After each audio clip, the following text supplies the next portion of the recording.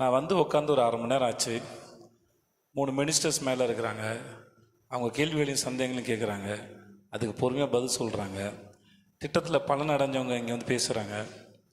இன்றைக்கி கொடுக்க போகிற இந்த 10 லட்சம் மடிக்கணினி இந்த அரசு ரொம்ப காலமாகவே திட்டம் போட்டுக்கிட்டே இருக்குது நம்ம எல்லாரையும் படிக்க வைக்கிறதுக்கு. அது இப்போன்னு இல்லை, ரொம்ப வருஷமாக நடந்துகிட்டே இருக்குது.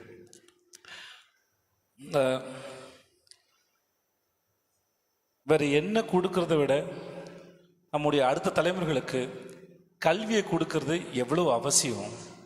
ஒருத்தர் கல்வி கிடைக்கிறது மூலமாக அந்த தலைமுறை, அந்த குடும்பம், அவர்கள் அடுத்த கட்டத்தை நகர்ந்து போகிறாங்க.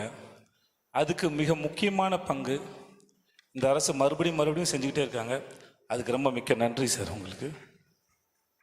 ஏன்னா ஒருத்தருக்கு அவருடைய வளர்ச்சி என்கிறது அவர் கிடைக்கிற அறிவு மூலமாக தான் அவர் முன்னாடி போகிறாரு.